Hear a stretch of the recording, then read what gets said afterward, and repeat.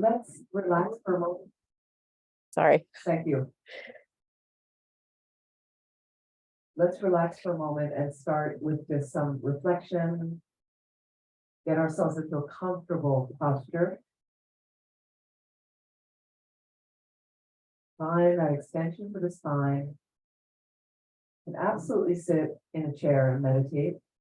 Just have your feet straight down, flat on the floor.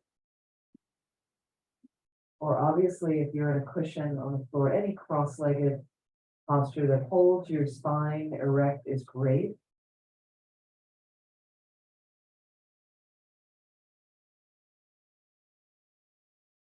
And just let all those distractions of the day go.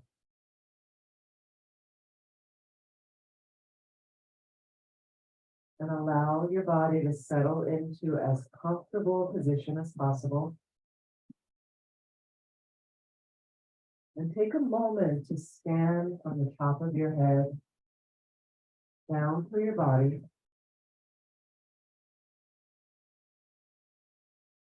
And just noting any places you're holding tension. And use a normal natural breath. Inhalation, open up space in the tension. Exhalation, let that tension go as much as you can.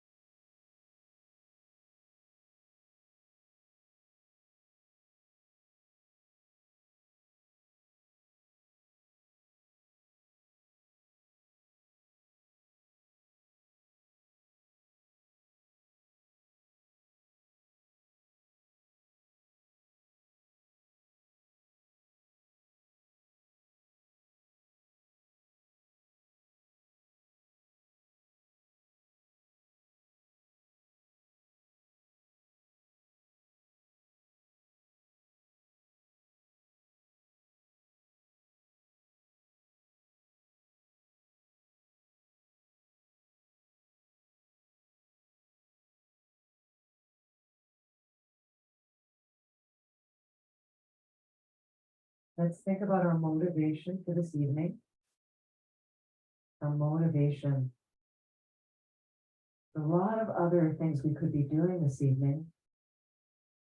And I think it's pretty special that you've decided to come together to think about meditation. And especially an orientation for our mind, for our hearts, to step up, to take more responsibility. So meaning, in a sense, some of us would like to move along a path where we can reach a place where we're unlimited in helping all living beings.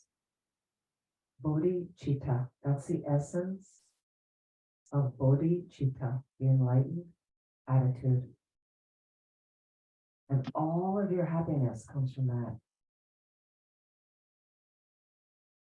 If that's an idea that you like, this idea to benefit all living beings, unlimitedly, feel free to include that in your motivation. So really directing our awareness in this way. That's why we're here right now. Take a moment, set that intention.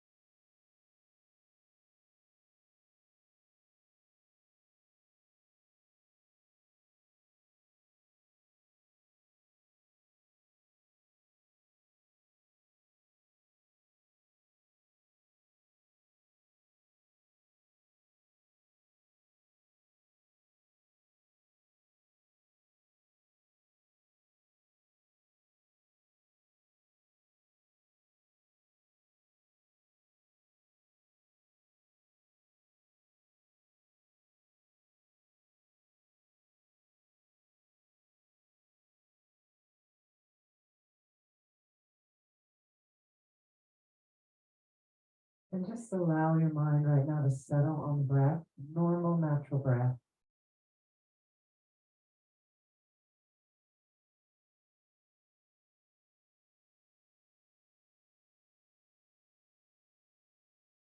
When we were talking last class about great compassion, one of the steps in developing bodhicitta, according to the 7-point cause and effect method, developing great compassion. Just reflect for a moment.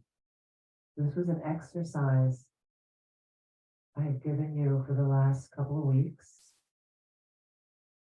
to reflect on this meditation.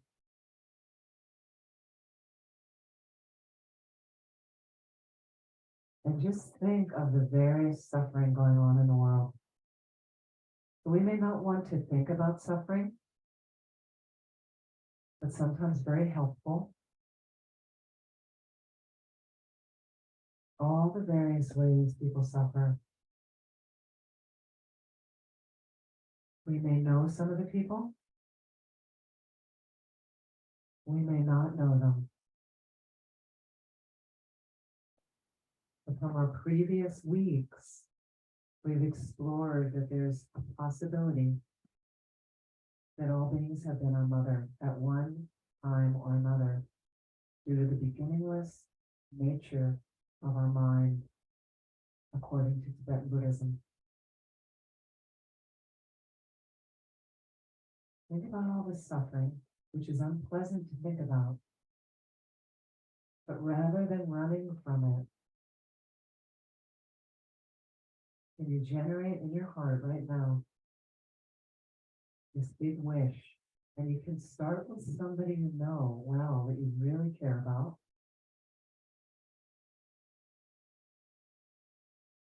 Imagine the various ways they suffer and how it often moves us to have the thought, it's unbearable their suffering. If they would only not suffer. And sometimes we get into the thought, I wish I could make them stop suffering. I wish I could take away their suffering. But just think about this precious person you.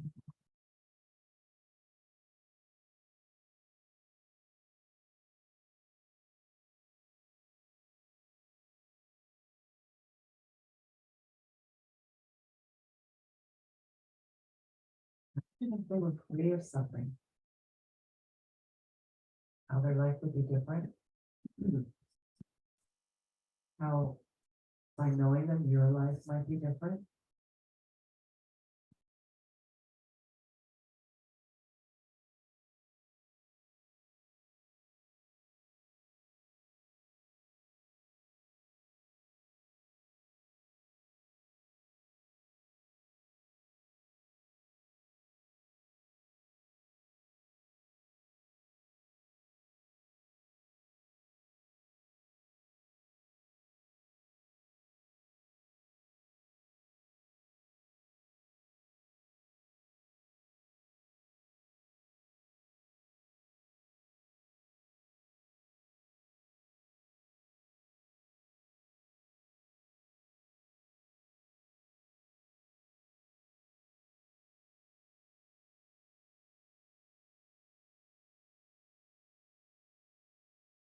Can you extend now to think about somebody maybe you don't know as well, but you know is suffering?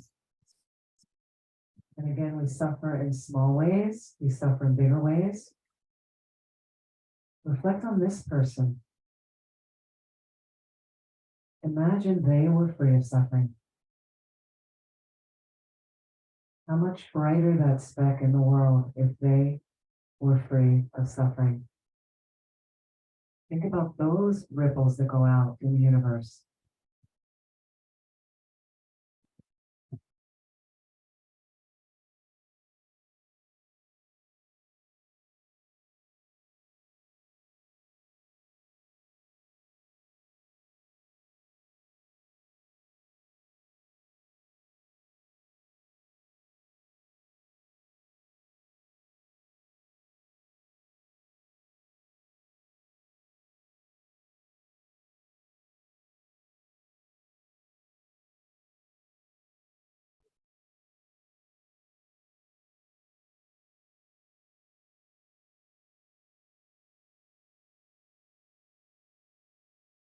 What about somebody you're challenged by?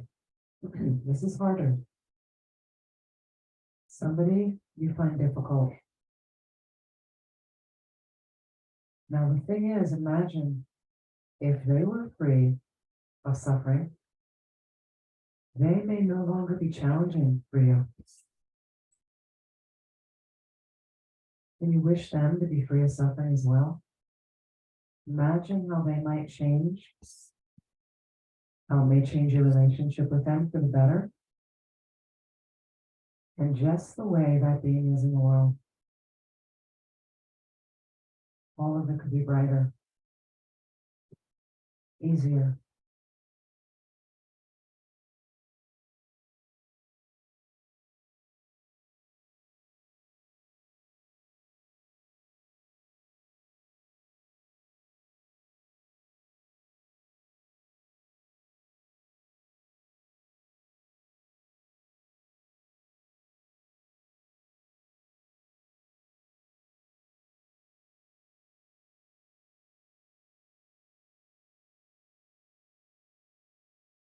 As deeply as you can, try to feel that in your heart, that wish that they be relieved of their suffering. That's the essence of compassion, that they be released from their suffering.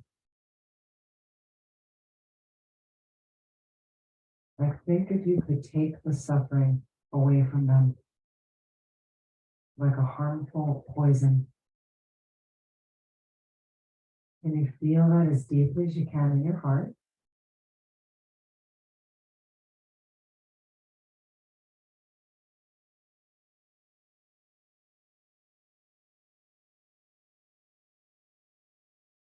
If you can, make a determination. Make a determination in your mind right now, as best as you can in your daily life, to try to grow that attitude. To practice that attitude as much as you can.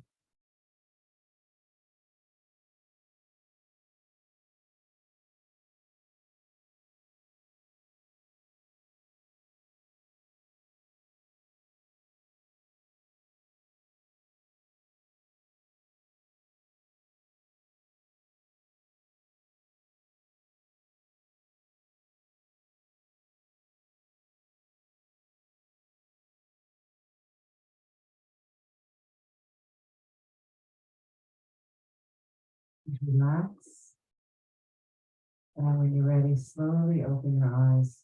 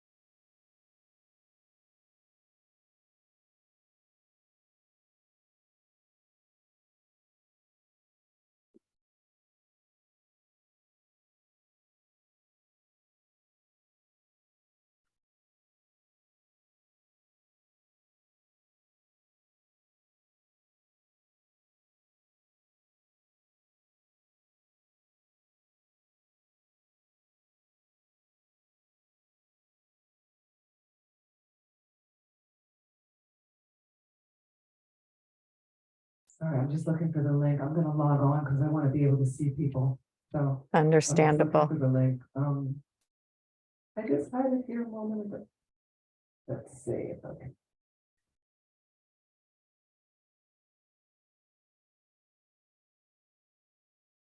Just bear with me a second. Thank you.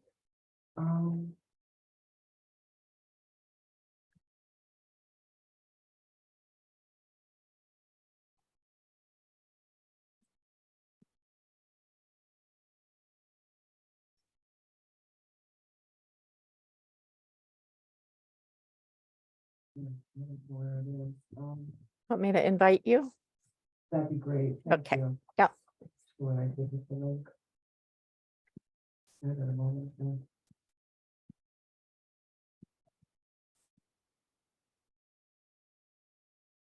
So,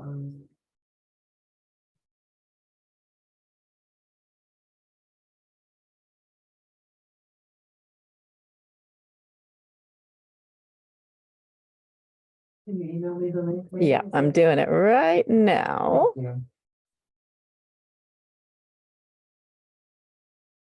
Sorry, That's okay. I don't know how to do it on the computer while I'm on the computer. Yeah, I should be able to find it here. I just want to be able to see people in front of me. It's a little hard to. Yeah, That's good.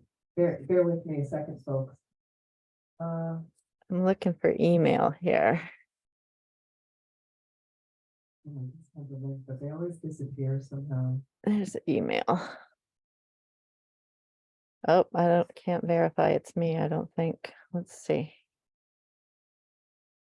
All these other links are here, but I can't. I would do it from my phone or my computer, but I can't. Let's see here.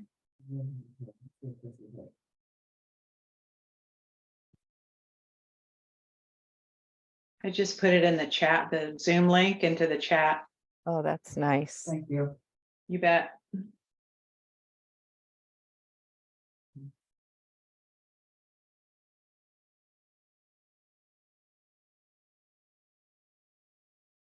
Okay.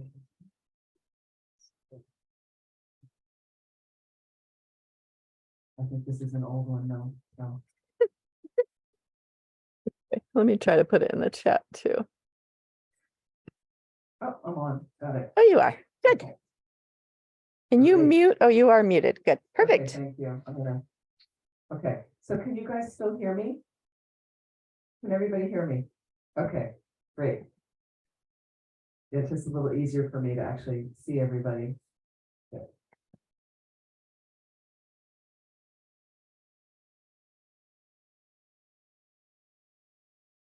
Okay, how's that? Good? Okay. So in the meditation, what I wanted to mention is doing this meditation to generate compassion. And here's what happens is this has to be brought into your everyday life. This isn't some theory that's out there like, oh, we have the idea, we want to generate compassion. Everybody wants that in this room, I'm sure, right? Of course we have that idea. Buddhists especially have that idea, but other cultures, other religions, of course. But you don't want to forget it. So what happens is it becomes theoretical. You study bodhicitta, like a theory, like some academic thing. No, so again, when you have that wish, and I said, if you can dedicate in your heart that you really feel like I really want to try to wish people, and you go into the supermarket and there's people everywhere, right? So I just spent the better part of the last 2 days in traffic. I'm not in traffic a lot. I really don't go out a lot personally, and there's a lot of traffic in this area. Okay. Something I miss, Shelley, about where we were living in Pennsylvania. There wasn't as much traffic. There's traffic, but not so, it's nothing like here. And here is nothing like Bogota, Colombia. Worst traffic I've ever been in my life. Really frightening. So what you're doing is I was in traffic. People don't like traffic. They get testy. And then there's that little, when they really call it bumper to bumper, right? Traffic. And you are creeping up and it's exhausting. It's exhausting to drive like that. So I find it much more tiring than doing like an 8-hour road trip where you can just cruise the whole way. It's very tiring. Compassion. So you're in your vehicle, no problem. People get their competition sometimes in vehicles. They need to pass somebody. They have a bigger vehicle. I don't want to let that guy in. But an incredible experience there to practice compassion with people. I don't know the person in the car next to me. And then I can just, I don't even need to make eye contact. I can just wish, I really hope that person in that car there, or the person that just butted in front of me and didn't signal. And instead of having a negative thought, I can be like, I really wish they were free of suffering. Because think of nobody suffered on the planet. We'd all be blissful.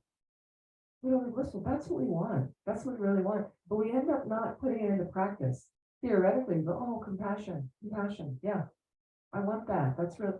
Yeah. And then what happens is when it's somebody close to you, or you see something, and for some people, different things move people. Different things move people, right?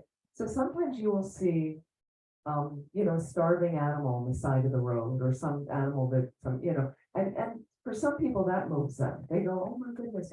But what I'm always amazed is there's people that I know that respond more to the starving animals, or the animals injured, or like this. And then some homeless person living in a tent and it's pouring rain, and they kind of feel like they shouldn't be out there. They ought to get a job, It's just interesting. So we all have our own levels of who we feel more compassionate for, but whatever that thing is that hooks you, where you feel like, I need to do something. So work on that feeling, get that feeling, and recall that feeling when you sit in meditation. So the compassion meditation, it's not designed to just be done once. These meditations are designed to do them a little bit every day in different ways you reflect, right? So what I want to point you to in the booklet that was given out, and if you don't have the booklet, you can at least make sure Teresa has your email at the end of the class. I know we only have one class now, but we'll continue these kind of classes, of course. And then we can send you out that booklet on email, okay? And it's a booklet. Please don't share the booklet with other people right now. It's not edited.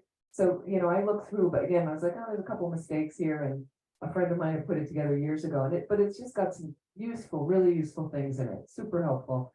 And then the whole kind of second half of it are the meditations, some of which we've done through these weeks, in how to develop bodhicitta. And these meditations are designed to kind of soak the mind in it, which means you need to do them as much as, regularly. And eventually you'll construct a practice and you build in different meditations when you need them. And it's really nice because sometimes you'll do a meditation for a week, same one, a month. You become so familiar with it, you don't need the page anymore. And so then you can be in traffic and that meditation will get access. And now you're not going to meditate in traffic like you're meditating at home in your meditation space because you need to drive, but you can have those thoughts happening. And I have to say, it makes the traffic for me much more pleasant because and again, this is the thing with compassion, you get yourself out of the way. This is the whole crux of bodhicitta. Okay? It's the antithesis of self-cherishing. It's the antithesis of self-cherishing. Self-cherishing, let's be honest, and I've asked some of you this before, when you wake up in the morning, be honest, you open your eyes, what are the thoughts about? I'm just curious. Anybody, what are your thoughts about when you wake up in the morning? Anybody in the Zoom room? Going to work. Sorry? Going to work. Going to work. Yep. Okay, going to work. Oh, thanks, Jeff. There's Jeff. Lovely to see you from Chicago. Great. What else? What else happens? What else do you think about when you wake up? Going to work. Absolutely. Coffee. Of course. Coffee. I'm hungry. I need to go to the bathroom. I want to have a shower. Anything else? I didn't sleep well. I didn't sleep well. I actually meditate the first thing just to help set the tone for the day. And sorry, Sarah, you said you what? I actually meditate the first thing when I get up, just to help set the tone of the day. Good for you. Good for you. So there's the crux. Sarah's saying she meditates, right? So I have a morning thing in bed as well. Okay, to orient my mind, because here's the thing, and I'm not picking on all you guys. I have to go to work, coffee, bathroom, shower. It's all about me. All that stuff. Not about others. It's all about me. We wake up and isn't it 98% of the day I'm thinking about myself? Isn't it? I mean, let's be honest. Not everybody. I get that. Not everyone. For the most part, most everything is swimming around. Well, what am I gonna have for dinner? And I want to call this person now because I want to talk to them. I want to do this thing. We go to work so we can make money for our house, for our rent, for our food, for our recreation, for our families, like that. Doesn't mean you're not conscientious at work. Doesn't mean you don't care about the business and your boss and your coworkers. But so just kind of thinking about how much time is spent swirling around me, myself, and I is very normal for human beings. I'm not getting down on you, okay? I'm right there alongside you, okay? But again, it's practice is constantly shifting the mind, constantly redirecting the mind about other beings, their suffering. I wonder what's going on for them. Especially somebody you're having difficulty with. That's a great gift to you. Yeah. So Saturday, we took a walk, a few of us took a walk up on the property. We had that joyful kind of experiences. So we went up on the property. We're going to do one again in April. We have another Sunday afternoon in April. And we had lunch together, but we basically went up the hill. We looked at all the shrines. We had some meditation, and then we walked the 8 verses, reading the verses, thinking about the verses. And these verses are based in bodhicitta teachings. They're all related. Okay. Verses of like, all of it's designed about think of the other person. The other person's difficult, then use that. See them as a treasured being. But that's not the way our world goes. It's mostly like problem, get away from me. Difficult person, get away from me. So this is, as I mentioned over the weekend, turn your thinking upside down. That's what this is. If your normal thinking's working for you and everything's really great, but you will hit some snags, and most of you probably are good people. I'm not saying that you're not. It's just we really want to be ultimately happy. Our happiness is always limited. It always gets interrupted, doesn't it? Darn, it always gets interrupted. Okay. So ultimately, when you reach this space, this whole premise is to benefit others. And this is one of the attainments you need, bodhicitta, in order to become a Buddha. Okay. The reason we want to be a Buddha just means fully awake, fully awakened being. The reason we want to become a Buddha, okay, then I can unlimitedly help all beings. I'm omniscient. So I know I can anticipate. I know exactly what's going to happen for them. I know exactly what kind of karmic mess is going on in their mind. I know the best thing to say to them to relieve the suffering. And people come to you, right? And they go, I need help. Your friends, sometimes family members, I'm really struggling right now. My kid's a drug addict. My daughter had this. I don't know what, my husband's losing his job. We don't have enough money. We're afraid of the fires in California or whatever. We all have issues. There's so many issues, from the little to the big ones. But so many times people say that, and how many times you don't really know what to say to them, right?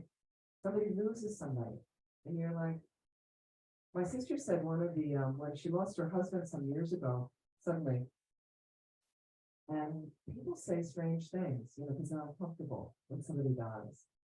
And people don't know what to say. So sometimes they say the wrong thing, you might say. I mean, I know they're well intentioned, but sometimes it doesn't go into the right place. And she got really tired of some of these things people were saying because they were so uncomfortable with the sudden death. And one of her friends came up and came to the house and was so stunned because he was an artist and he had an art opening, big art opening. And he passed away 2 nights before the art opening. Mhm. It was just, and also, and they couldn't reach all the friends. So people turned up at the art opening. They decided to go ahead with it. It was a separate studio, and the artist said, I think it would be an honor for him that we go ahead with this. And my sister thought about it with the family, and she thought that's what he would have wanted. I think it's what he would have wanted, personally. And they went ahead, the friends turned up not knowing he had passed. Mhm. And they were just, and what, they were in shock. And so one of them came up to her and said, there was just silence in the beginning. She looked at my sister and they hugged, and she said, I don't know what to say. And my sister said it was the most honest response, like, so even, but the thing is, we don't know what to say. When you're a Buddha, you know exactly what to say. Every moment, the best thing to say. The best way to act, right? The best thoughts to have. In fact, those are the only thoughts you have, are the best thoughts. I find that exciting, right? So again, this is our path. So we need that attainment of bodhicitta. So I want to add on. So it's a nice meditation you can keep doing and think about expanding it. And think about, like, with our loved ones, when they suffer, it's kind of easy to go, oh my goodness, I really wish they weren't suffering. And then you get to somebody you moderately know, and it's a little more of a stretch, right? But then when you come to the difficult person, we often don't think of wanting them not to have suffering. there's some people in their minds, they're wishing suffering on them, you know. I've heard people talking about Putin, you know, and, you know, some people be like, it would be better if you died, you know, and I wouldn't wish that on anybody. But again, imagine what a suffering being he must be. But that you decide to invade another country and kill all these people. Because of what? What? Like for me, that's a suffering place. So how can I not have compassion? How can I not have compassion? But what happens in our culture is there's, you know, there's us and then there's other, and we love othering people. We love kind of having an adversary because it makes us feel more important, stronger. And so then we learn from our culture that we can get down and criticize people and say they're evil and they're this and wish them ill. And why is that right? Just because everybody does that? Just because that's a norm in the thing, you know, just because he can invade a country and that's kind of allowed on the planet, it doesn't make it right. It doesn't make it right. So part of it is reorienting your mind not to hate him. Because that's not going to help you. First of all, he won't know that you hate him. Does nothing for him. It doesn't end the war, doesn't end the skirmish or anything like that. But it holds your heart hostage. Holds your heart hostage when you're in that space. So again, I might say it's hard to feel compassion for him. Sure. Hard to feel compassion for terrorists, murderers, child abusers, school shooters. But I just think of that mind suffering, must be suffering tremendously in order to do anything like that, you know, in order to do anything like that. I mean, haven't we all been in a space, and I don't know you particularly, haven't you ever been in a space where you're tired and you're overworked and you're cranky and you open your mouth to somebody and you just say some kind of little bit snipe, you know, nasty remark. You just lost your mindfulness and you little snippy remark, happens to us all the time. And you sometimes immediately regret it, or later you go home and you go, I kind of hurt them and I didn't mean to say that. I was just, you know, and that's like a minor thing, but you know how that makes you feel. So then I think somebody, you know, and in the case, I'm just thinking about the war in Ukraine. If you remember a year ago when it started, over a year ago, I don't know if I was watching the news and it looked, we thought it was going to be over in 2 or 3 days. It looked like it was going to be a slaughter, but over, like really quickly done. And there was this whole thing about the leader of Ukraine. There were other countries saying to him, we'll get you out of there. Like it's going to be over soon. So we'll make sure you're safe and we'll get you out. And that's what, and now he's in this thing for over a year and it's messed up the whole world. You know, he's clearly not happy. This is not what he expected. Losing all of his country people, the Russians could have died. So when you really think of that mess, you know, and it's a mess, you can see he brought it on himself, but still that mess, there's a human being on the planet from these teachings we've been studying in one life or another. He's been my mother. I've had that relationship with him. Even if you don't believe that, that's okay. But just thinking about him on the planet of what he's perpetuating for himself, I think it's a mess.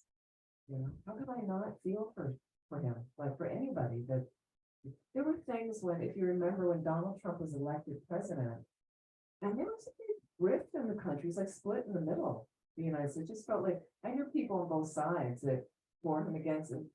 People, you know, they didn't want to talk to each other. They were fighting with each other. I mean, but then I was thinking about, and there were little things you catch in the news of him before his wife moved to the White House with their son.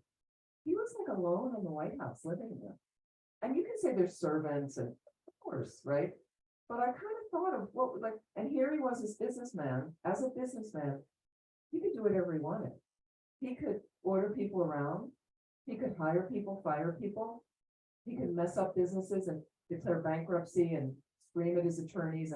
But when you're president, you can't really do that, right? So you can yell at people and all that, but you can't just do whatever you want, because there was Congress and there were other people going, well, sorry, but you can't do that. We're not passing that bill that you want to become dictator. And so I just thought of the frustration, the loneliness of him being kind of constrained with certain things of, you know, and then, you know, if they, you know, the whole things they're saying he's narcissistic. But for narcissists, if you read about that condition and being a public figure and have everybody attacking you, is it an illusion for him? it's the worst thing they can do is see all this negative stuff about themselves. So when you have to go in and analyze and not just take the face of, oh, he's a jerk. Well, that's easy to say, but then what? It just creates negative, jerky ripples that go out in the planet. But if you really analyze, there's a suffering human being. And I even have these images of him, checking out the White House and walking around those lonely rooms by himself. And poor guy, that poor guy, like, it didn't mean I needed him to be president or I wanted to vote for him, or it doesn't matter. None of that really matters. But it's your heart. Like, can I keep my heart open, especially in the face of adversity? Somebody who's difficult. That's our practice on this planet. And you can create positive relationships with anybody. And that makes this planet go around harmoniously. Or you can keep somebody as other. It's not going to make you feel good. Certainly not going to make them feel good, but they may not even know that it's not going to make you feel good. And that ripple goes out like that. So am I communicating? Everybody okay? But this is really important. And this is stuff we have to do. Like, we have to do it in traffic. We have to do it when we're walking down the street and there's a neighbor with a barking dog coming towards you. It's like, especially there, like, what's this person like? What are they? It doesn't mean you have to get best friends with everybody. Just some consideration of, can I get myself out of the way? You're in Trader Joe's, there's the lines there. You want to, okay, you can, you're both rushing over to the line, the shortest line. Let them go. And then look at your mind. Mind's happy, not happy. You let somebody, anytime you think, my mind's always happier. It's the source of my happiness. It's amazing. So even if you're in a bad mood or something's not going your way and things, the more you can deflect and think of other things as much as possible. And I know working at a center, I wanted to kind of bring this up at a staff meeting. I was thinking, because Therese is here with us, and there's so many things that swim around residential communities. I've lived in several of them, and people think Buddhist centers are above, everything, and everything's peaceful and wonderful and everybody gets along. I'm like, no, not like that. We're human beings, but everybody tries really hard. And I know here right now we have some really great people. I really like everybody that's here. And people are working really, really hard, underpaid. They don't have adequate living space, it goes on and on. So there's a little bit more stress sometimes at the centers. And the beauty of the centers is they allow you to do your work on your mind. You can't do that at IBM that well. You really can't. Like a lot of other places, you come in, you do your work, you have a little interpersonal stuff with your coworkers, you go home. You don't kind of come in and go, I saw this woman on the street, she was really suffering, so I decided to stop and see what she was doing, and then that brought up this thing for me, and I really need to process that and talk about it. And that, you can't really do that in other jobs, but Dharma centers are cauldrons of that. We kind of allow people to do it, even though we're sometimes like, can you just do your job and clean the room right now? But again, that will come up, and sometimes they function as a family, and so it's beautiful if we can do that work and give people the space to do that work together. Can be great. What I notice at Dharma centers and spiritual centers in general, and then you get this idea of the overwork, and people get burnt out and they're feeling overwhelmed, but it's an attitude.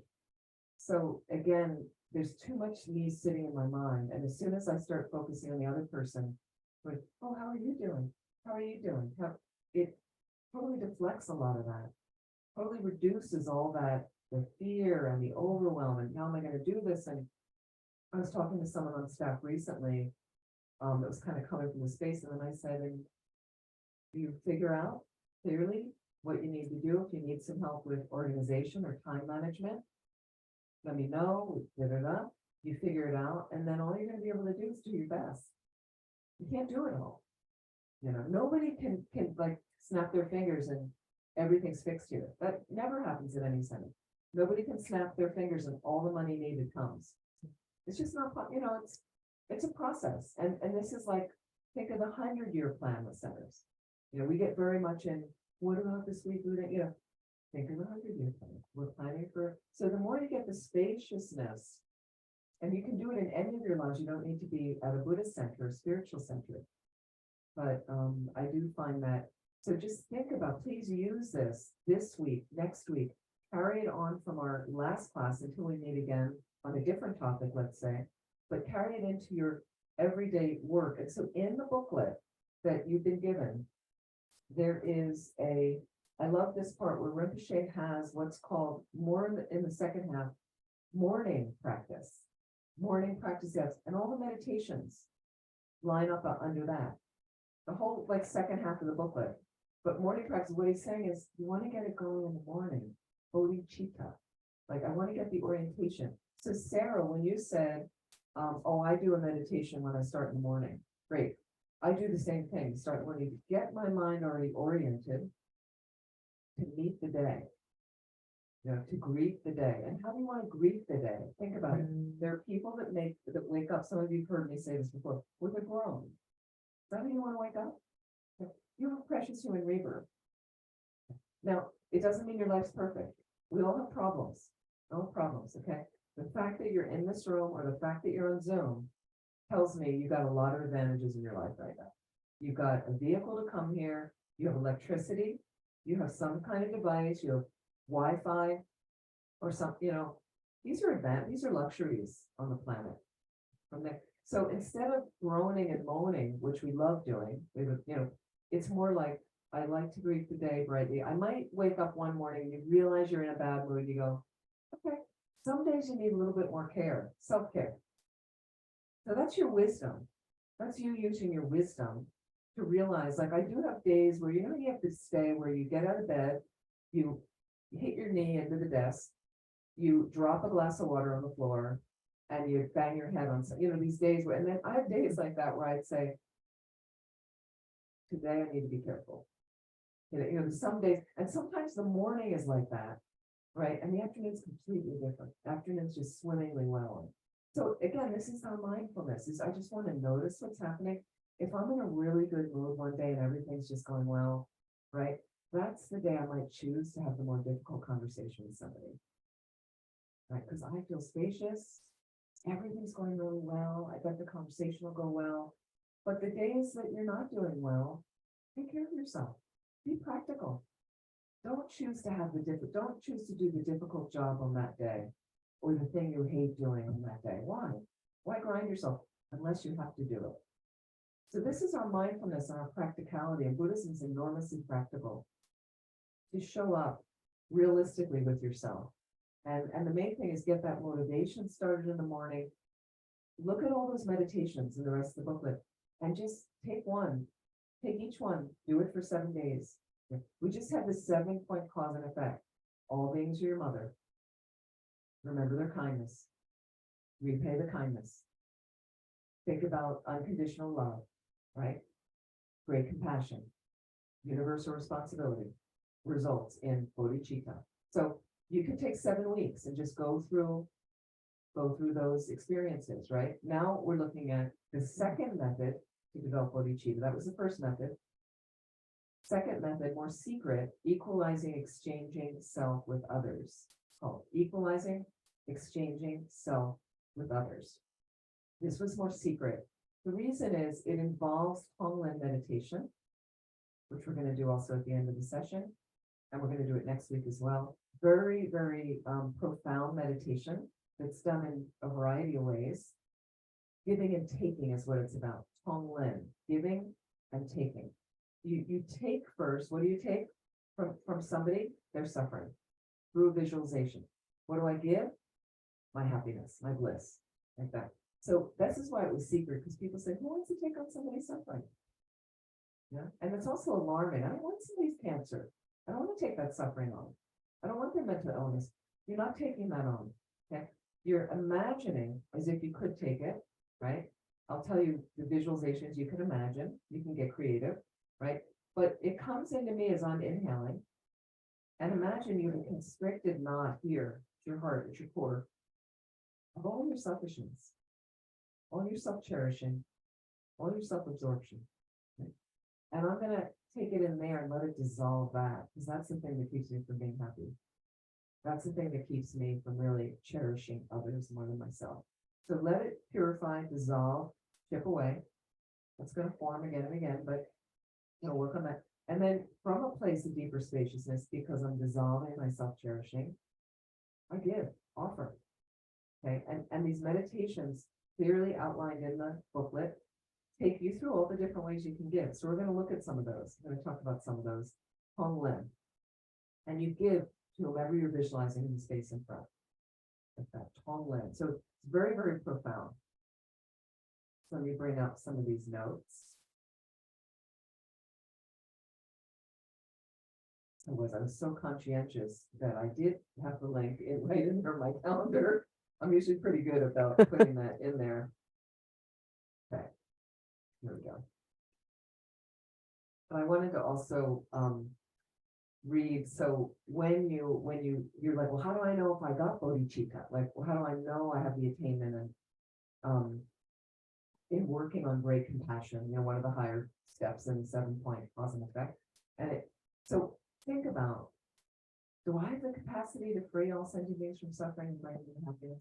Like, do you have that now? Do you think you have it seriously? Anybody in here think that they have it? And I'm not being glib, I'm just checking, And what about on online? Does anybody feel that they have that capacity? And feel free to unmute or shake your head or. Progress, but still limited. Progress, but still limited. Yeah, I think a lot of people feel that way. Like we're making progress, but we're limited, aren't we? Most of us ordinary beings are limited. Bring them. So, and sometimes I'll think like, and here in the notes it says like, no, at the moment, and think about it. At the moment, I don't even have the ability to free myself from suffering, right? Like we don't. Like, let's just be honest. I'm not getting down on myself. But if I can't really, we suffer in little ways, we suffer in big ways. We make messes for ourselves. I was thinking something the other day. And I was talking to people about the ruminating mind. Anybody have a ruminating mind? You overthink? A lot of overthinkers. Mhm. Don't be upset. It's a very, very common thing, especially today. And we were in a little group talking about overthinkers, and one woman said, my daughter is really plagued by this because it creates a lot of anxiety and depression. I know a lot of older people that ruminate, and it's a habit.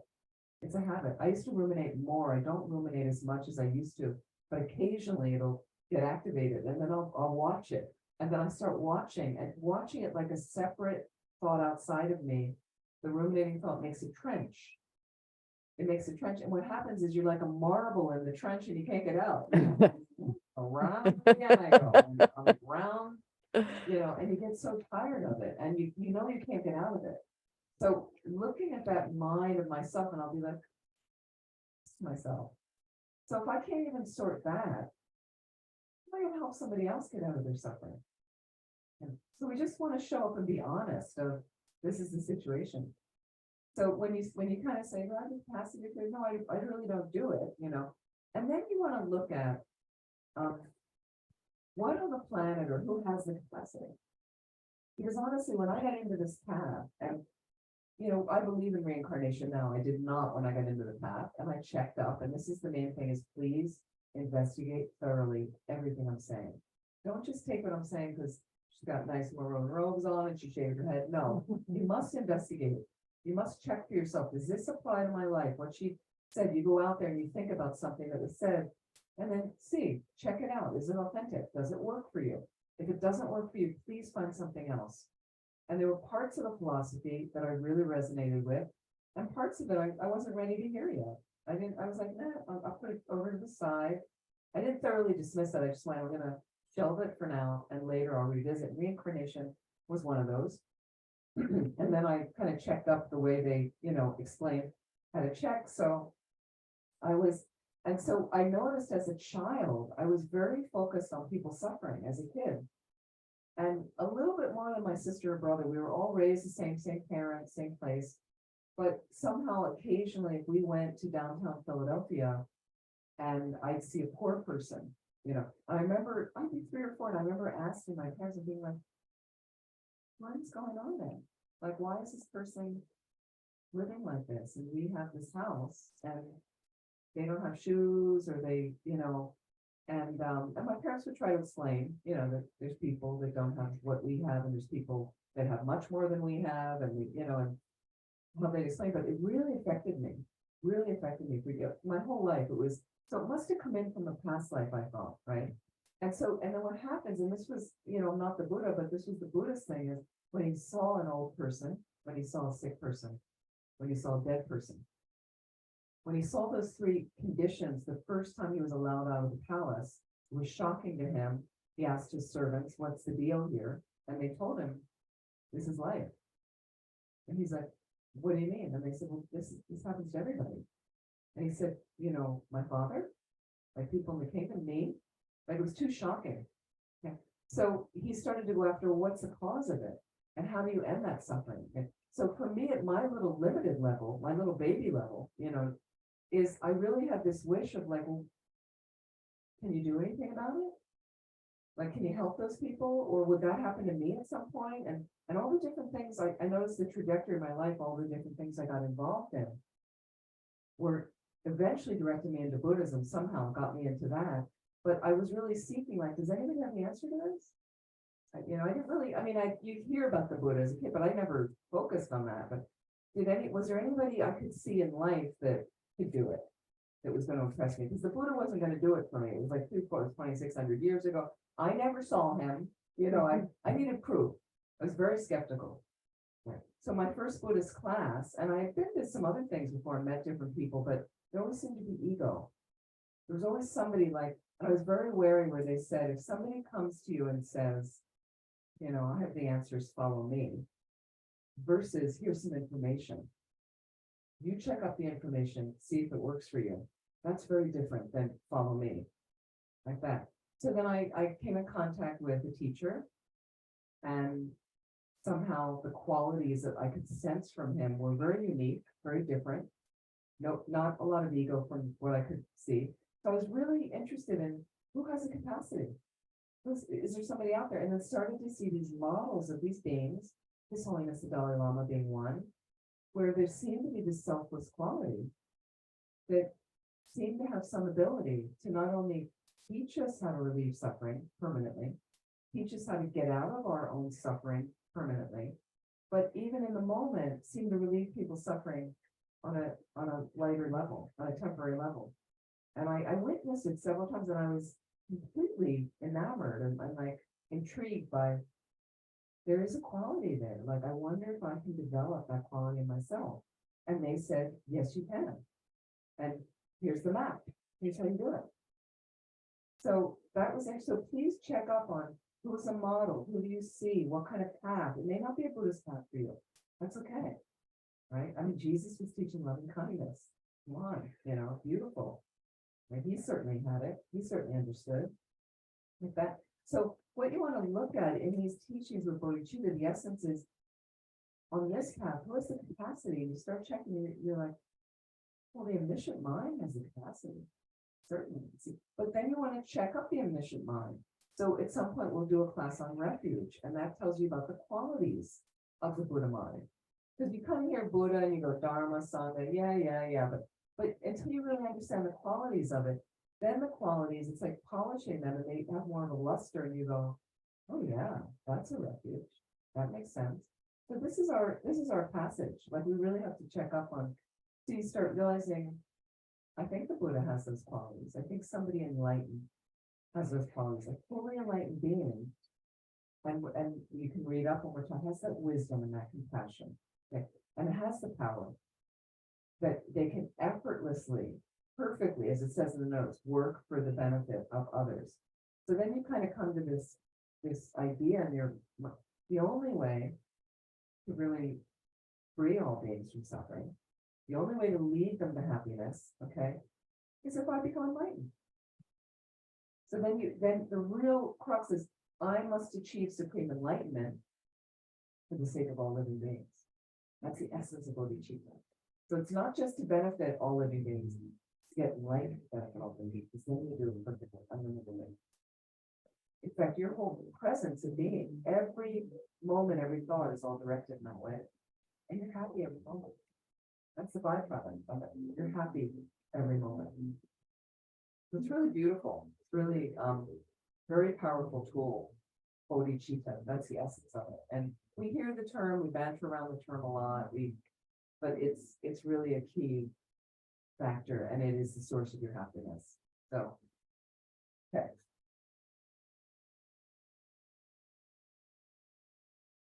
So I want to go back to this method, exchanging oneself with others, equalizing and exchanging oneself with others.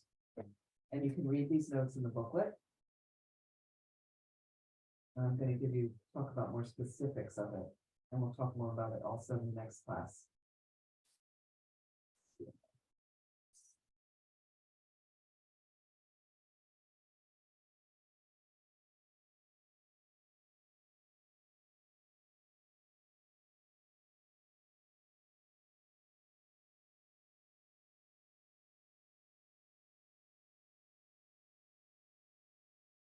These teachings were originally from the Buddha, passed down through Master Shantideva, a great 8th century saint.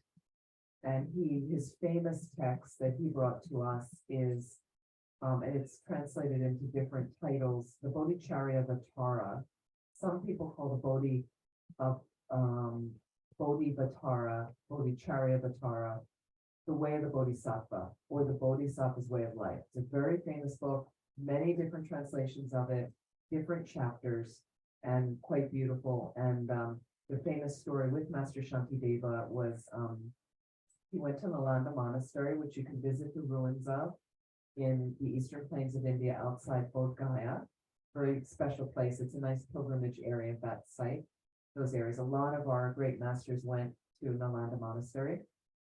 And he was kind of manifested there as just doing a few things that he was made fun of constantly because all the monks saw him doing was eating, sleeping, and going to the bathroom.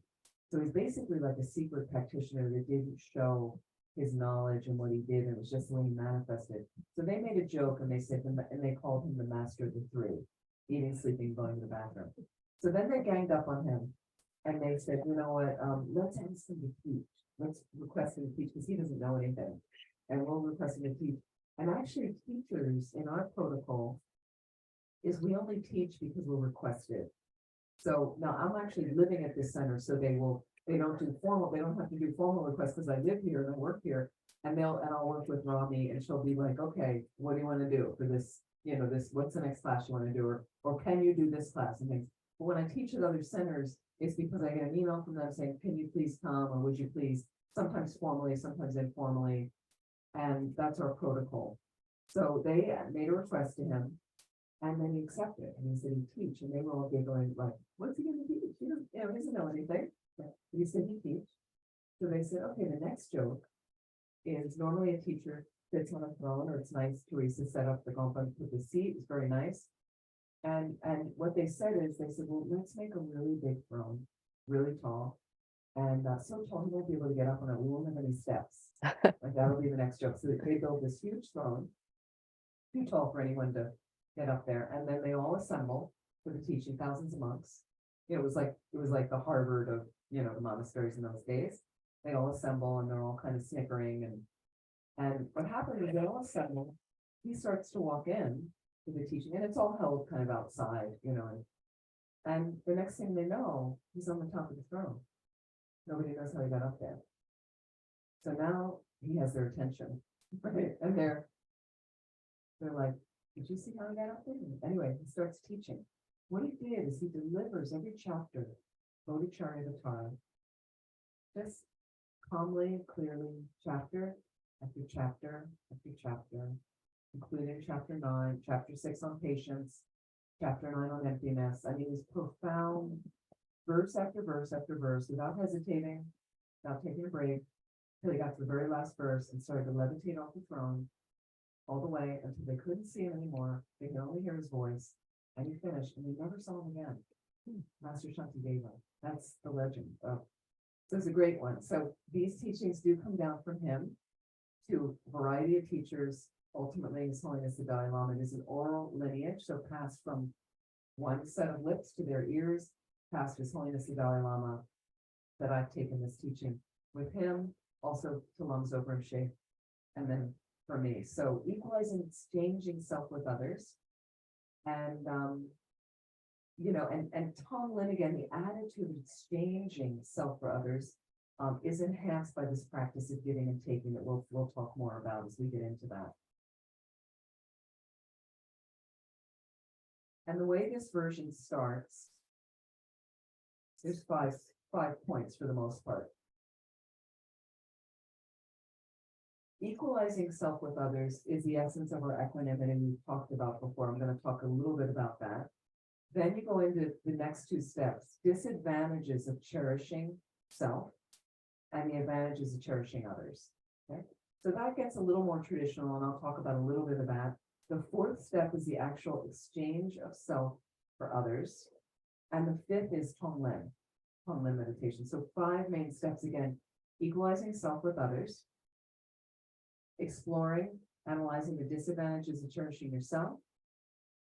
Number 3, the advantages of cherishing others. Number 4, the actual exchange. And number 5, giving and taking. And again, it was secret because if you get people that are really not practitioners and they haven't had any Buddhist basis, and you go around, you go, well, the Buddhistic, all we want to do is take suffering on, and it's really great. And anytime I'm happy, any advantage, I just want to give it away to people. People won't understand. They won't understand. So you do want to bring people along with some basis where they understand they're not masochists, basically. It's not about that at all. It's about having that attitude, want to do. So equalizing self with others, sort of explain this, the first step. Okay. And here's a verse to think about. And this is from Guru Puja, the Guru Puja. Guru Puja, also known as Lama Chopa, is not a being, but it's a practice of Guru Yoga. Guru Yoga is a very, very profound practice of equalizing self with, is basically a very profound Guru Yoga practice where you're trying to visualize, a type of deity, an aspect of the Buddha. Could be your particular teacher. You could put your teacher at their heart, like that, Guru Yoga. Then you want to do some practices and some verses and things like that. Teresa, I think we're okay. We're good. We're Okay. good. You want to do some verses for them, of authentic verses, and they could be long or short Guru Yoga. They could be a long practice, a short one. And then you want to try to visualize that image of the deity, inseparable from the Buddha, that is actually your own true nature as well. And it can be very profound the more you know. And this is the verse they talk about related to equalizing self with others. There is no difference between ourselves and others. None of us wishes even the slightest of sufferings, nor is ever content with the happiness we have. Realizing this, we seek your blessings that we may enhance the bliss and joy of others. So again, going back to equanimity, just think for a moment, and this you can analyze and read more in the booklet. There is not the slightest difference between myself and others. Just as I don't want to suffer, okay? Just as I want happiness, it's the exact same thing that they want. Okay? Anybody here doesn't want happiness, wants to suffer? Nobody wants that. So when you really think about it, everybody wants the same thing. If we get hooked in different karma with people, there's some people that tweak us. There's some people that are really warm with us. We really like them. But when you really break it down, everybody wants to be happy and wants to avoid suffering. Everybody. Every insect wants that. Every bird wants that. Okay? I know that it looks like some people are going about leaving happiness at the expense of others, at harming others. Right. So people have different ways of going about getting happiness and avoiding suffering, but fundamentally they want the same thing. Fundamentally. So you start recognizing that in others. Like you could even take Putin, I'm just using him as an example, but he really wants to be happy just like me. He's a different way going about it. He might think being a Buddhist nun is crazy. Why would you shave your head? Why would you do this? Why would you not want to have a lavish, castle or something like that? And because everybody has different feelings and different tastes, that's okay. That's not a problem, right? But fundamentally, we both want to be happy. Fundamentally, we both don't want to suffer. So I realized there's kind of an infinity there. There's a similarity, okay? So in that way, you can feel like we are somewhat equal, somebody, a homeless person on the street, right? And some people look down on that. They look down on somebody that drives that kind of car, or that is poor, or wears clothes like this, or calls out in class, or whatever your thing is, right? People, we all have a lot of judgments, especially in the States. There's so many opinions and things like that. But again, fundamentally, you can break it down. You know, this person living in a tent on the street, it's somebody that want to be happy. Absolutely, right? They don't want to suffer. They don't want to suffer. You get stung by a bee, your bee just wants to get happy. It thinks that that's happiness. There's food there. There's some kind of nectar they sting you, like that. It's just, if that's the way they live, they, you know, there's so many experiences you can have. The person who's cutting in front of you when you're driving, cuts in front of you with their car, they want to be happy, just like you. That's a way they feel they'll be happier because they got in that lane. And the other thing is, when people do drive, there are people that drive a little bit, you know, erratically, that, you know, can be dangerous. But most people, people get in the wrong lane. They didn't know. So they're trying to see, you know, like, people do all kinds of things in the wrong lane many times. And then I'm like, oh, I wish somebody would just let me in. I'm in the wrong, this is the turn lane. I didn't mean to turn. Like, that's what happens all the time. We make mistakes. Okay? Here's another way to think about it. There's not the slightest reason why my happiness should be more important than anybody else's happiness. Right? Why am I bigger than that? Where, excuse me, you know, my happiness is more important. It doesn't work that way. Okay. So here's the second part of this thinking. So I should protect and work for the happiness of others, just as I would protect and work for the happiness of myself. It's because if you're happy, I'm going to be happier. But that's not the way our world goes around. It's about my happiness. I need to work on my happiness. How many people are not happy working on that? It doesn't work that way. But if I really realize, like, I would really like, and personally, I would really like to be happy all the time. Like, absolutely, there's no question, right? And I have to say, I spend a lot of time working on it. Spend a lot of my life working on being happy. Right? And still, it evades me. Like, sometimes I'm happy. Like, for the most part, I feel pretty happy, but sometimes it's off, it goes off, right?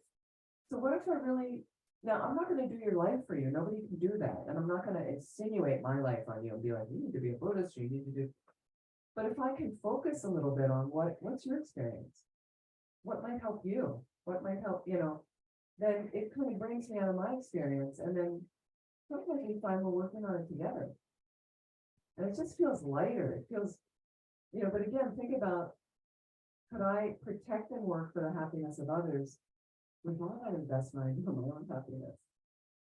First of all, it's a great vocation. It is a great vocation. First of all, it always keeps me busy. And I always have a job. And it lightens up and brightens up my mind the more I keep that focus. So, you know, Teresa, and we've talked before, but because Teresa's involved here, is, yeah, you know, we have a lot of challenges right now at Land of Medicine Buddha, would you say? Yeah. We've got some challenges, and I don't have the answers, all the answers. Teresa doesn't have all the answers, I don't think. There's other people that, you know, I mean, we're all working. I think we're a great team. People, everybody here very conscientious, giving it their best shot. That's all we can do. I'm not a genius, I'm not a Buddha. So I don't have it all sort of, but I'm going to give it my best effort and things. And if I ever feel overwhelmed or get kind of nervous about something, and then I just think, look at all these people I work with. Like, well, I wonder what's going on for them. How are they doing? And then it just totally lifts me out of that thing. Or anybody that comes here that I meet and meet some really great people here, then I don't have to be focused on this role. I wanted to do this, and she wanted to do that plan, and that's not what I wanted to do. All that goes away. All that goes away. We can have different opinions. You know, I value people's different opinions because people sort things with great ideas, creative ideas like that. So it's very helpful, just takes you out of that solid kind of, you know, glummy, heavy, kind of when you're just sitting with yourself. And then this one I love is from the point of view of numbers. I am only one. Okay. Oh, there's several other people working here. I'm just one.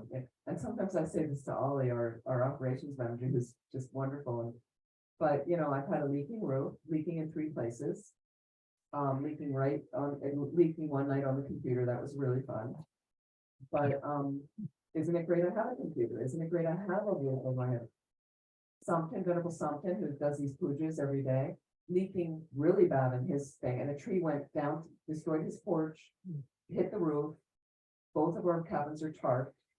And then I've got like runoff problems in front of the house and it rains really hard. I had a mud pile in front of the cabin. I can go on. Everybody's got something, there's something. Some people don't have places to cook in their cabins. They don't have attached bathrooms in their cabins. They're just very dedicated people.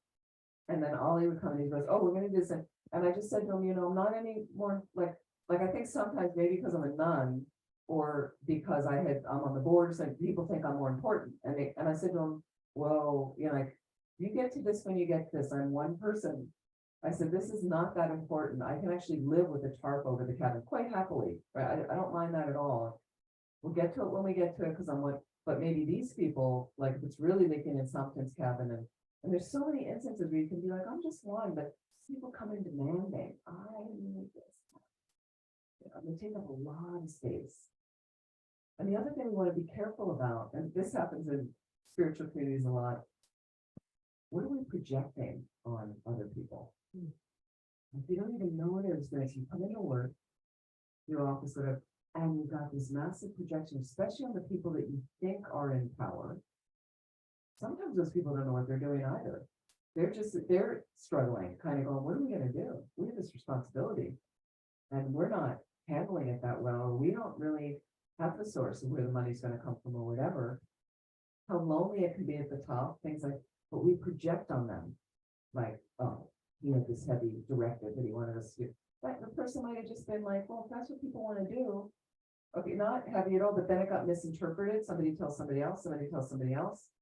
Telephone gets played and suddenly everybody's ganged up on one person and they never ask the person. And then you hear their intention and you go, oh, he was just trying to help. So that happens a lot in workplaces, especially residential things. So again, think from the point of view of numbers. Can you ever deflect and be like, well, and I've seen people, I've flown a lot. I've done a lot of touring to teach. So airline counters, like you see people demanding, like freaking out in the middle, and you got a whole plane full of people, and one person's freaking out and causing so much disruption, and it just puts people on edge. And so one time I was on a flight when I lived in Vermont, running a center there. It was a long whole thing trying to get to England, and I had to go to Newark, New Jersey to fly to Toronto to finally go. Like it was that was the routing of the cheaper flight. And anyway, it was late at night. I'm in Toronto, we leave. And there, the flight is, I don't know how long it was going to be from there. It's 7 hours, 8 hours, something like that. Off we go. The dinner service comes, and then I look up and the flight attendants, suddenly they stop the dinner service. I'm just watching, and they start moving, a couple of them rapidly through the aisles. It's not a good sign. Just wasn't, I didn't, it's because they're usually really mellow, and I take if you have turbulence, I just watch them and I go, oh, they're not worried. I'm not gonna worry. So it ended up that a bomb threat was called in against the plane, and it was serious enough that we could not leave land. We were over Montreal at that point. We were about to go over the ocean, and they took it seriously enough and said we have to land in Montreal at 11 at night. The whole airport was closed, and we were going to land. And so what they did is they stopped the dinner service and just said there's a mechanical problem on the plane. They didn't tell us at first. And then we landed and they explained what was going to happen. And then they told us that there was this bomb threat, but somehow everybody stayed really mellow. It was amazing. It was a pretty packed flight, international flight. And then they explained, we're gonna get these people carriers. They load them up to the level of the plane, 20 people at a time, and you put your carry-on bags there. The sniffer dogs are gonna come in, and then they lower those things down and drive that over to the airport. They didn't want the plane anywhere near the airport, obviously. And it was funny because when we landed at the airport tonight, and I look out my window, and there's all these red lights, fire engines. And I look and I said to the guy next to me, and I said, oh, it looks like something's going on here. And then what was going on was us. And then I thought, And so imagine 20 people at a time, they're taking off, like it took forever. Yes, they got us into two big gates that they emptied, like half the plane in that gate and half the plane in the other gate. And then they had to unload all the check bags. It took 7 hours, delay of 7 hours, right? The amazing thing, at least I was in my one gate with what 150 people with and everything was closed. There were no, so they had snacks for us, they had juices. I mean, they were so kind, really. Nobody complained.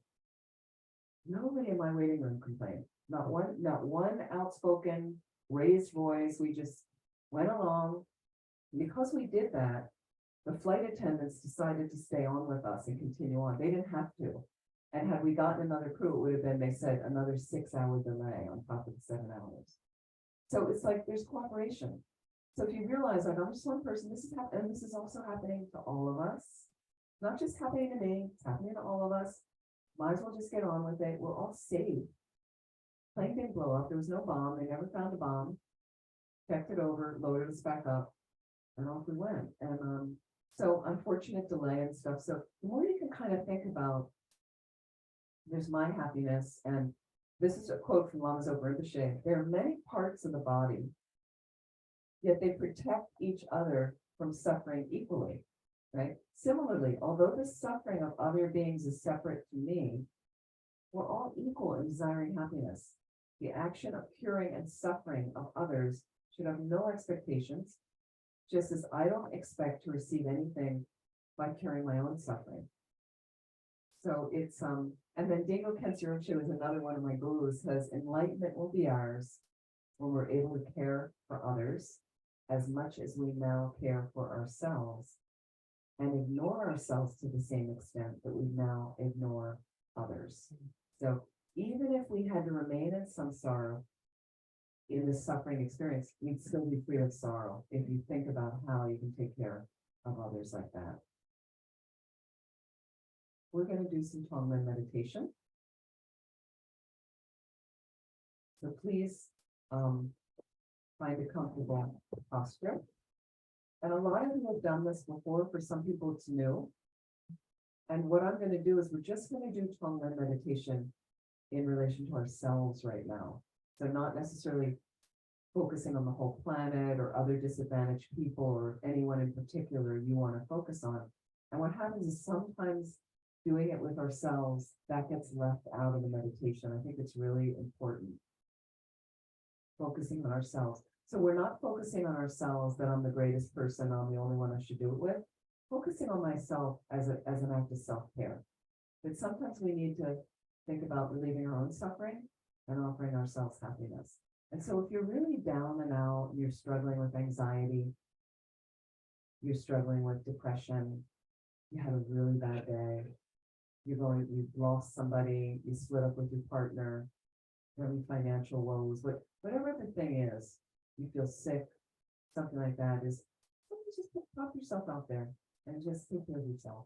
It's really, really helpful meditation. The other thing I find, and people ask me this about the state of the world and don't you get toppled and it's so bleak, and there's a lot of beautiful things going on in the world that are not showcased in national news, right? Not sensational enough. There's a lot of good stuff going on.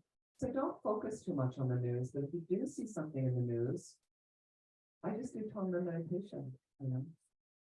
Some little girls just got shot in Tennessee, unfortunately, again.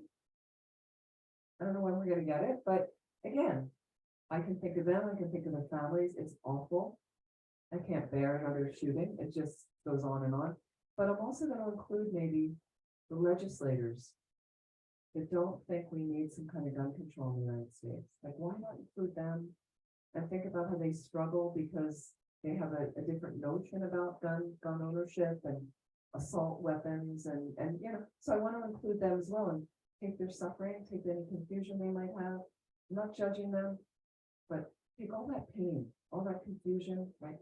Let it reduce my self-cherishing. Offer them all my happiness. Just let them be free, happy, like that. So because I think from that mind state, they would want to have some more controls if they really were fully happy and things. So sometimes you just do it with a news item. Let's just do it with ourselves. Sit comfortably.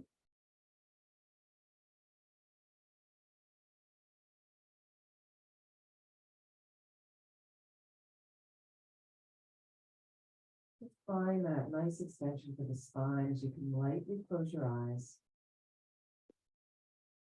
The eyes just focus towards the tip of the nose or the floor and the space in front.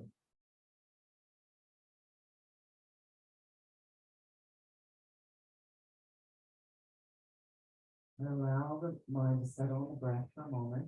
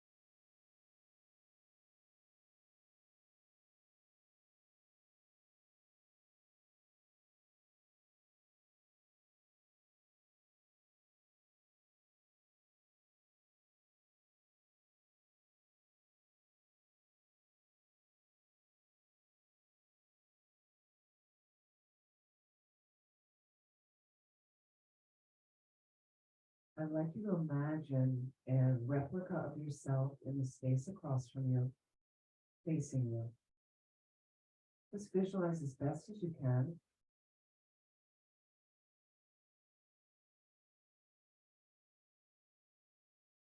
And as you look across at yourself, just for a moment, think about the way you suffer, large or small.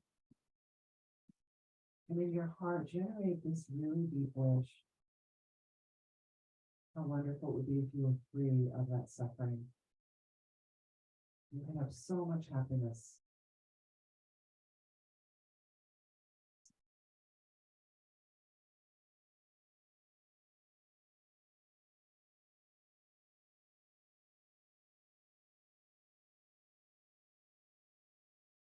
And as you inhale, you seated here in your space. Imagine you're inhaling all that pain and suffering from the front visualization.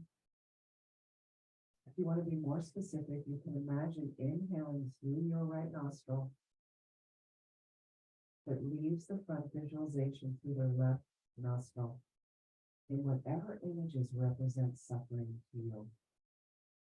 Whether it is difficult light rays, images of war and poverty and starvation, or words like racism, hatred. Doesn't harm you, it simply harms the health self-cherishing at your core. Purifying, diminishing that. As that becomes smaller, we are more spacious and loving and kind, full of more bliss, happiness, energy. And imagine as you exhale out your left nostril, you offer all of that to the front visualization of yourself as it enters through the right nostril, bringing a deep sense of happiness and peace to that front visualization of yourself. And you're going to give in whatever images represent the happiness and peace, whatever words represent that. Try your best. Hold on.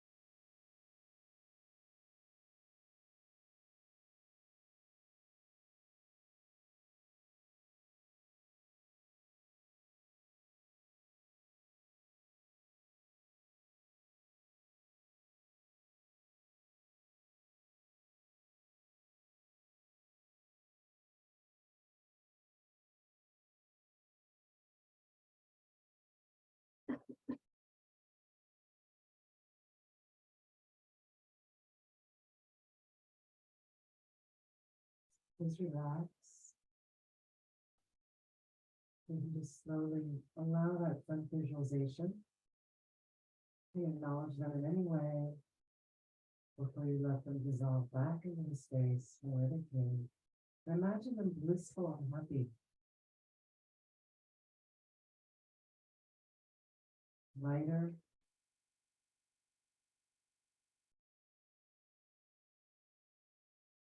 Just slowly allow them to go back into the space.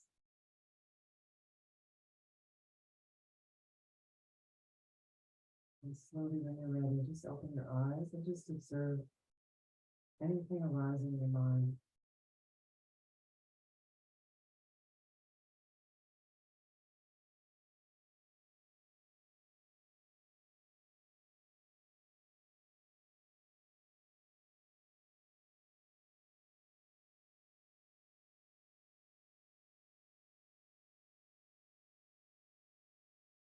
So if you're able to do just that meditation until the next class, which is our last class for now, and that class will be on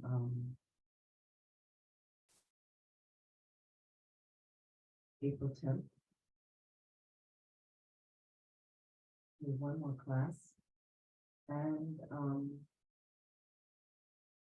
if you can do the 12-minute meditation just in relation to yourself, just keep that going. You can do a little bit every day. We were doing very short. So if you want 10 or 15 minutes, anytime you feel unbalanced, great meditation to do. Giving yourself some kindness, things like that. Even if you feel very prideful one day and you're great time to do 12-minute meditation, kind of levels you, things like that. And then continue reading from the booklet. And I would say we're talking about where did this come from? That's the wrong prayer.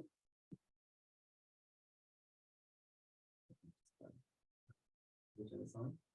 So I'm looking at from the pages of what I'm referring to is equalizing, exchanging self for others, the origin and all that comes page 18 if you want to look at those pages. Or go to the second half of the booklet and review some of the meditations we've been doing with the first method. Look at the Tonglen meditation, get some notes and things like that. There's a lot of details you can read. Some of them are repeated over and over because the meditations are listed again. Be really, really helpful. And then we're also going to talk in the next class, the last class, there's a combined method. So first I talked about the 6-point cause and effect method. And now I'm talking about equalizing, exchanging oneself with others. I'll go through the rest of the points of that. And then there's a combined way that you can do it. And what it's designed to do is you do it, each point in meditation. So over and over and over. First you read and understand what they're talking about, but then you do each of the meditations over and over and over to gain, basically that's how you attain bodhicitta. So it's a process, it's over lifetimes and things, but you can make great strides just now in this life like that, amazingly. It really, really does work, and will brighten your life's experience, will make you happier, there's no question. So please, I just want to ask, are there any questions right now of anything we discussed tonight?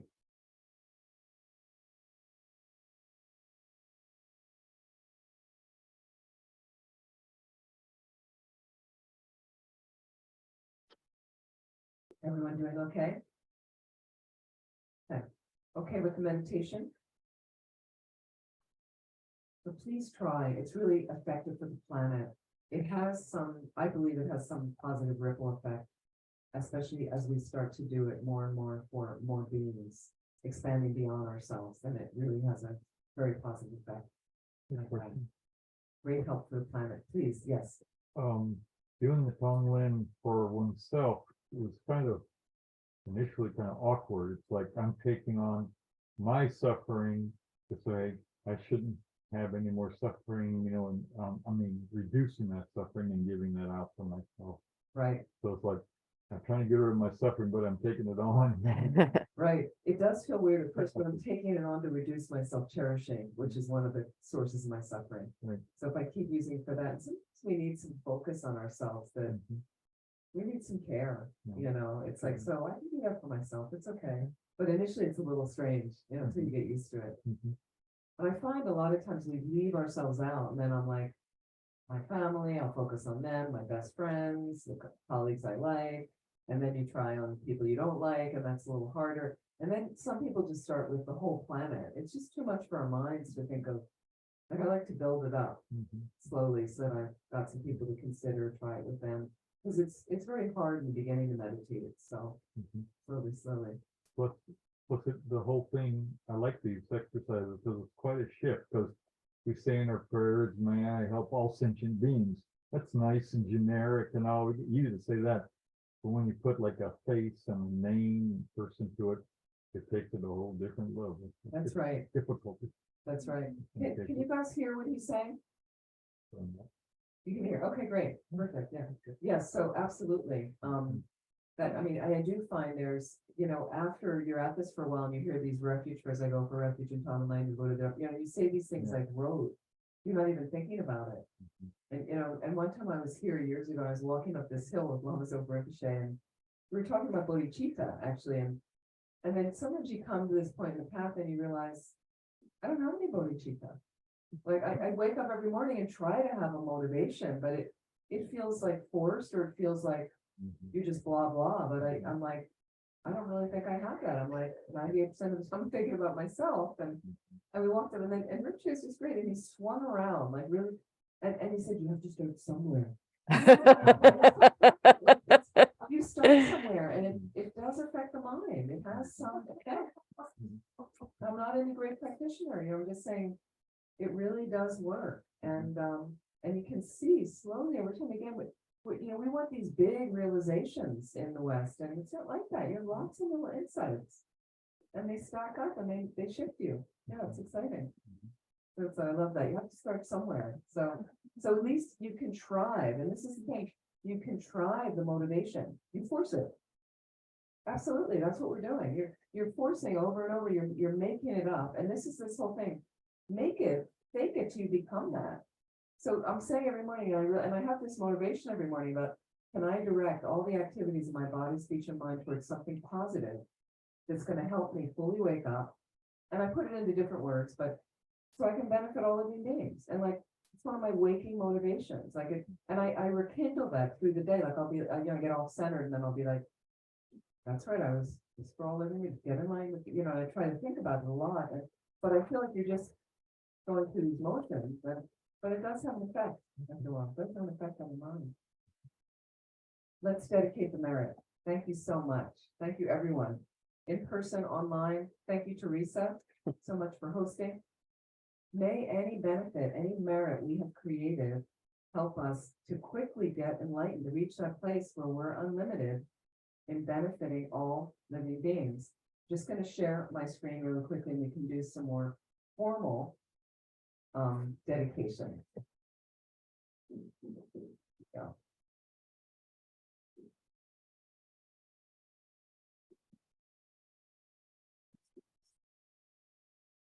I might need to make you a co-host.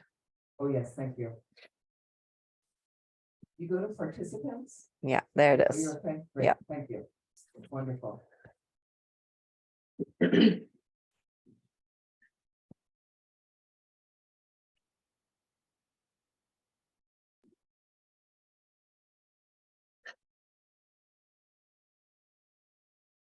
May the precious supreme bodhicitta Jada, not not yet a born word arise. may that have arisen, not decline, but increase more and more. And there it is. May that supreme bodhicitta. Why not dedicate like that, right?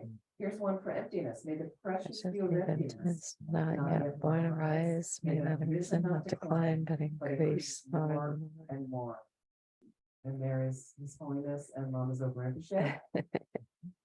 And Rinpoche is so serious around his rules. And he taught me once that he got a phone call from a teacher. I happened to be in the room with him. He got a phone call from the teacher, and he jumped up and had the whole phone call bent over like the teacher was in front of it. It really taught me about respect and reverence. It was very moving. And one time we were in Los Angeles, and it was a big teaching with His Holiness, and all these FPMT people of our organization were around from all over the country, and And Rinpoche got His Holiness to agree to have a group photo with us.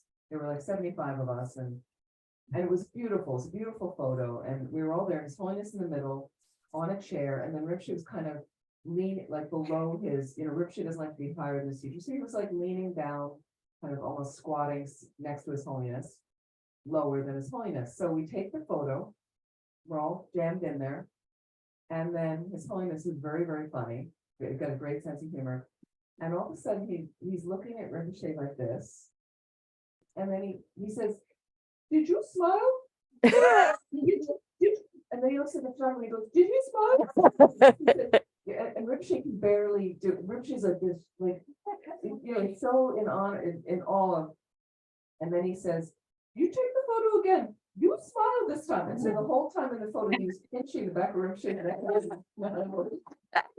And you see Rinpoche in the photo with like one little corner of his mouth on, it's so devotional. So let's do the long life prayer for His Holiness the Dalai Lama. Rinpoche says when you do this prayer, really think about His Holiness, like really wish it in your heart. In the land encircled by snow mountains, You are the source of all happiness and good, all powerful Chenrezig Tenzing Gyatso. Please remain until samsara ends. And for Longzo Rinpoche, You uphold the subduer's moral way, who serve as the bountiful bearer of all, sustaining, preserving, and spreading Manjunath's victorious doctrine, who masterfully accomplished magnificent prayers honoring the three jewels. Savior of myself and others, your disciples, please, please live long. Thank you, everyone, for joining. And I look forward to seeing you on April 10th, which is our last time before I go. And then I'm back in the summer, back in mid-June. And there'll be other programs going on here as well. So please look at our website, landofmedicinebuddha.org. And if you also want to join us in April for our joyous walk. So it's a Sunday afternoon in April. It's on our website, and you can join me, and we'll have lunch, we'll have a walk, we'll go around the 8 verses with explanation, the temples up things like that. You can join if you joined before, and then we finish with a meditation back here as well. So feel free if you want to join us for that. It'd be great if you're local. Or maybe did Shelley, did she go already? No, she went from Pennsylvania. I was gonna say maybe Shelley will have to come out here and visit. Maybe Jeff, right? I'm not sure where all the rest of you are. Some of you I know where you are. You're local. Jeannie and Nancy's been here, and Joanne, like that. So many people. Thank you so much for joining, and lovely to have all of you here, and hope to see you soon. Thank Please be well.